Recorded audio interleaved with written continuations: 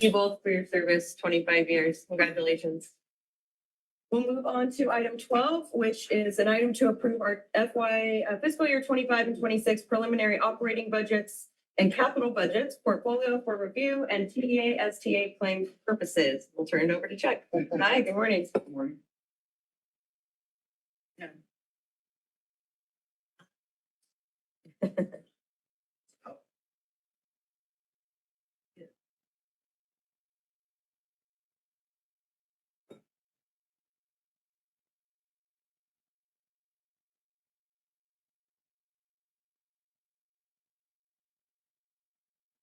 I was looking at the slide that.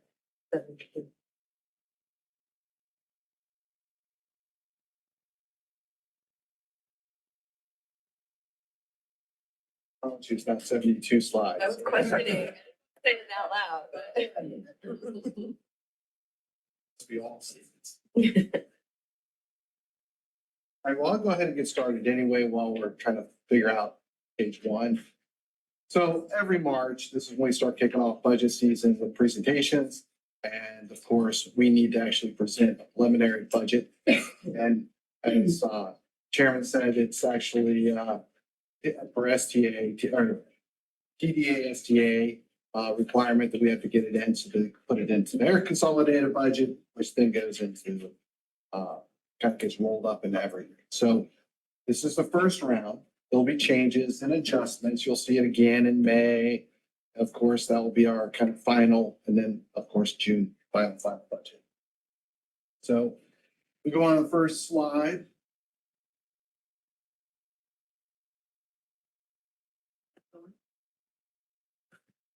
It's not. Can you just flip to the next one?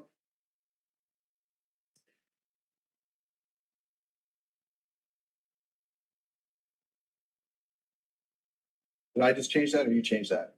I don't know. It's working now. Point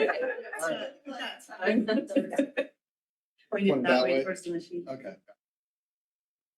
All right, so the first slide here is what I want to show you is I'm going to break the budget into three different parts, just to make it easy to understand and comprehend, especially with all the different changes we're doing right now with phase one, phase two, and so forth.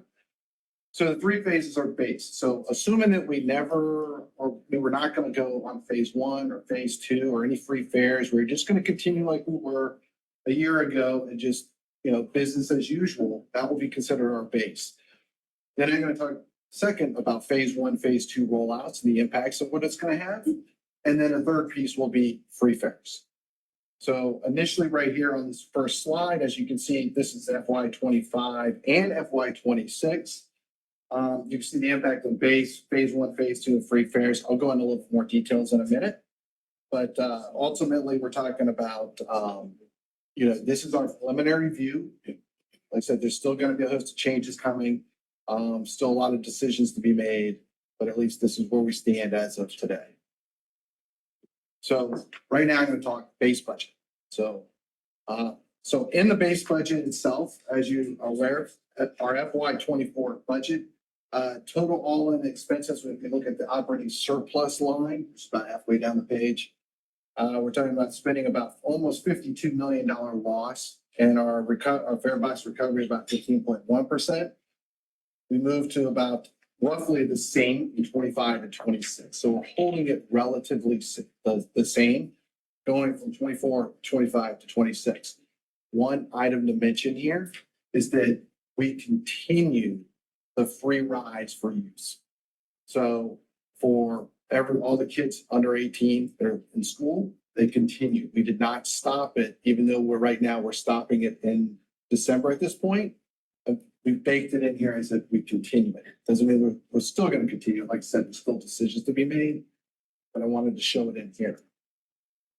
And then down below, we are actually going in and putting in money in order to kind of help subsidize that 50 million. And that's where you see the sales tax that's included. And then you'll see two lines. It says federal and state grants. So that's primarily our 5307 formula funding that's covering it. As well as our COVID relief grants, which by the way, run out this year. So all the COVID, CARES, Carissa, and ARPA funds, we have now gone through all $60 million. We've actually used it as part of our operating. And now we're going to go back to our 5307, which we did prior to the COVID funds. And ultimately, we're getting down to roughly about the same bottom, all 3 years. Oh, I guess it changed on me. Okay. So now I'm going to kind of give you a quick walk down between what changed from our 24 budget to 25. So right now, we're pretty much flat, only about $73,000 worse year over year, but we've had a lot of puts and takes. Like I said, youth free fares, that's about $750,000 impact because we didn't contemplate that in our 24 budget, but now we are in 25. And then we had some knickknacks on the contracts. On the changes on expenses, $925,000 was just the COLA increases. And then, but we had some reduced professional tech fees, which is like less on ERP spending, less on different contractors coming in. So we had a lot happening that we projected in 24. It's just not going to carry in 25 because we have. So that's why it's going down. Fuel, we anticipated fuel based off futures are actually going to go up when we did back in 24. Well, as you can see, fuel is kind of not kept going up. It's actually relatively flat. I know it's going up a little bit now, but so we've reduced that down. So that's why we got a little bit of a cost savings. And then the other piece down below, as you can see, this is the key. Our sales tax, we're still assuming it's going up. We haven't seen any pressure for either flattening out or going down like in other parts of the country. It's actually been pretty good here, and we're hoping to maintain kind of that same status quo, but we're not forecasting any type of extreme increase. It's very, very little increase. The next two, you got to look at these as a consolidated basis. So we have our federal state grants. This is our 5307 formula funding. And the reason why you see a negative on ARPA and COVID is because we're swapping out 24 ARPA and COVID, the COVID funds with our 5307. So you kind of net them together to see that number. And then our UAL. So we refinanced our UAL with the pension bond. But every year, CalPERS has to return 6.8% on their money. And if they get 6.8 or more, then that number doesn't change. But if that number would be 0. But they return less than 6.8. So when they return less than 6.8, they create a gap. And we have to cover that gap. And that's what you see here is the 666. If we didn't do the pension bond, that number would be much, much. So, but right now it's only 666. And then as everybody's aware, last year, interest rates were like 3% and they skyrocketed towards the end of the year and so forth. So we're actually getting a lot more return on the money that we have because of the interest rates. And that's really what's driving it. So ultimately, all those puts and takes, we're flat year over year. We're holding it from 24 to 25. Okay. Proposed FTE changes. Right now, our adopted budget in 24 was a count of 331. Throughout this year, we've done a lot of swaps where we defund one and create another, basically a 1-for-1 swap out. That's primarily this whole list. I'm not going to go down this list of everybody, but you can read them. But ultimately, at the end, we're keeping that same level at 331. And remember, this is base 331.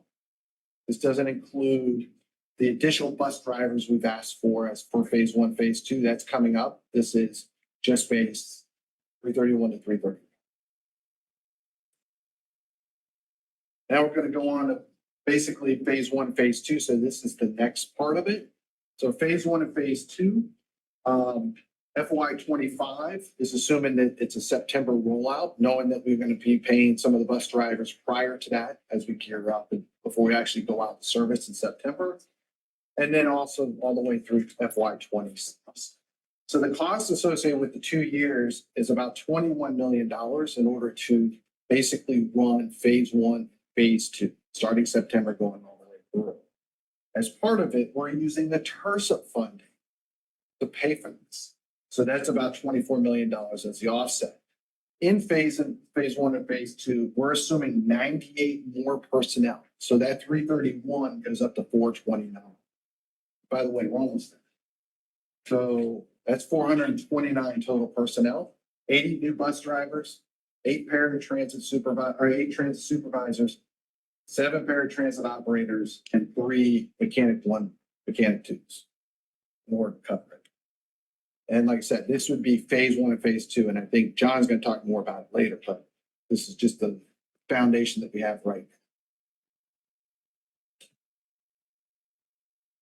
So this is in addition to the base. We got base plus this. And now we're gonna go on to free fares. So free fares, we're looking at free fares for a 1-year trial period, starting in September with the phase 2 rollout through 1 year. So in September of this year through August of next year. So it's exactly 1 year. And that's what we have baked in here at this point. So right now, we're talking about running free fares is about $3.4 million. Roughly, that's about a year. I mean, it is a year. So that's about what it's going to cost to run free fares in a year is about $3.4 million. And again, that is covered by our TRSA grant to do it. So just getting through our FY26, so this would be June of 26. We will have spent $27.3 million out of our $32.4 million TRSA funding. It leaves about $5 million left. So at that point, we have $5 million more to spend beyond June, and we're still working through to figure out how that's best to work. If we need to get 6 more months out of it, I mean, you're talking about half of the 3.4, so that's, somewhere in the neighborhood of, I'll say, $2 million to be round numbers. And then just to run phase 1 and phase 2, you're talking about $7 million. So it's going to be about $9 million. So we're about $4 million short to get to the end. And at the same point, it's actually more because we stopped the free fares in August. So there's another year added to that too. That's why. I knew it was somewhere around $10 million. So. All right. So basically, in summary, when you kind of look at it, we've done all our puts and takes. We've used our 5307 as much as our TRSA funding to get free fares for 1 year from September through August for the year, as well as roll out phase 1, phase 2, the full gamut by September. And at that point right now, we're talking about, our operating surplus and deficit goes from 52, I mentioned earlier, to 64 million dollars, only because, like I said, we're taking away some of the free fares that help offset that, but we're also putting a lot more costs in the system. So this has to be managed wisely as we go forward. So that is the actual budget itself. And then I'm going to present a little bit of the capital. And capital right now, as we know it, and timing is really the big thing. This is our portfolio, and we're still working through timing, all the different projects and so forth. But right now it's $88.4 million. Moving on to the next slide, the biggest pieces here is the hydrogen fueling station project, as well as the rapid bus enhancements on SoCal Drive and Main Street corridor. Those are 2 big items at the very top for 9.5 and about $6 million. The next piece down is really the revenue vehicle purchases. This is the 44 hydrogen fuel cell buses. These are the 40 footers for about 52 million, and another 16 million for the 9 hydrogen Arctics that are going to be coming. And that's how you get to the 88.4. And all of this is funded basically by this pie chart, the VW grant, which has been tremendous. It's $480,000 per bus that we're receiving back for these buses. That's about 28%. And then our TRSA is another $26 million of this, and this is to the capital side of it. And then our FTA grants of another 26. So right there, you're talking about 80% of the pie just coming from 3 different sources. And we're using about 10% of our funding, our internal money, in order to kind of cover this gap. And then lastly, right now, this is our budget timeline, which I kind of mentioned before. March, this is the first show, so we're kind of showing the numbers now. April, we'll be in the middle of, fine tuning everything, but we'll be back here in May. We'll present hopefully the final budget at that point. And then in June, we'll get approval to go forward with the budget. That's it. Thank you. Any questions from the board?